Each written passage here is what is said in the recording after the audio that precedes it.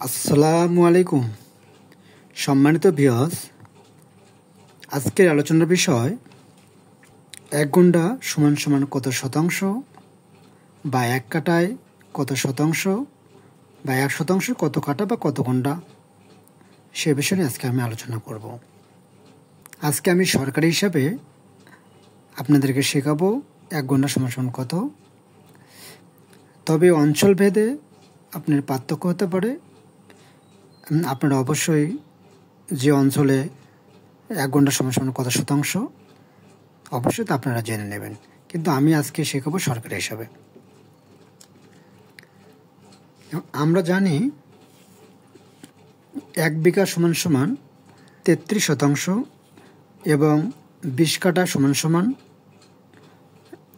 1 বিঘা বা 33 শতাংশ। সেই ক্ষেত্রে 1 কাঠা সমান সমান তাহলে আপনার কত শতাংশ আসবে?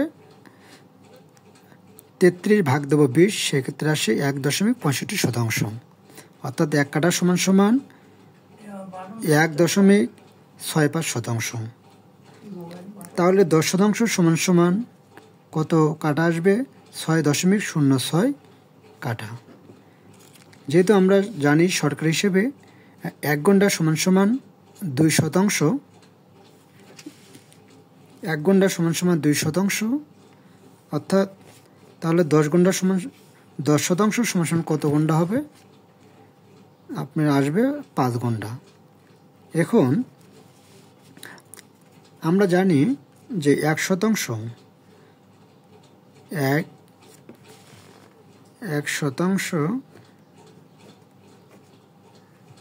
সমান সমান 435.60 কি বর্গ ফুট, এত বর্গ ফুট। তাহলে 1 কাঠা সমান সমান কতখানি আসবে? আপনার 1 কাঠা সমান সমান আসবে 720 কি বর্গ ফুট, এবং 1 গুণ্টা সমান সমান আসবে, যেহেতু 1 গুণ্টা সমান সমান 2 শতাংশ, সেক্ষেত্রে আসে 435.60 গুণন দেব 2, সেক্ষেত্রে আপনার আসে 871.2 বর্গ ফুট, এত বর্গ ফুট বা স্কয়ার ফুট, 871.20 বর্গ ফুট।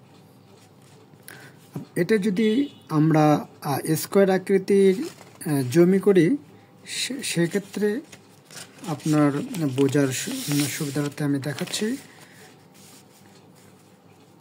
আপনার এখানে আসবে, এখানে যদি 1 শতাংশ হয়, আপনি 1 শতাংশের ক্ষেত্রে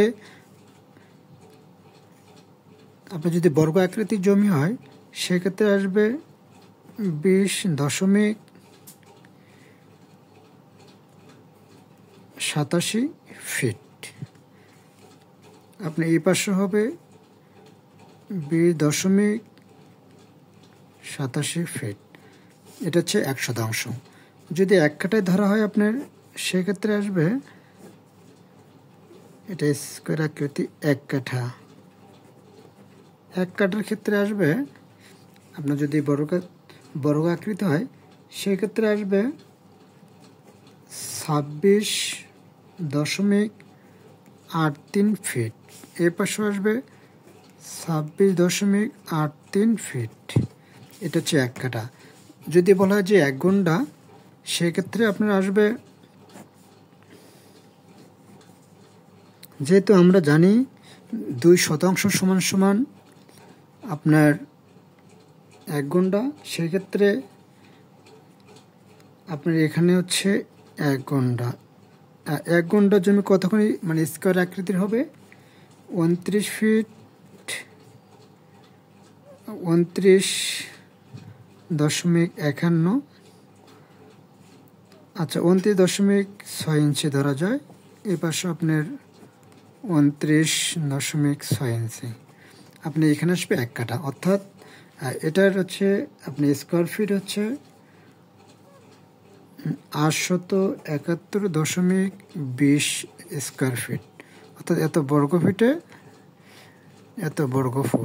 এত বর্গ ফিটে আপনার হচ্ছে 1 ঘন্টা সমান 1 ঘন্টা। 1 ঘন্টা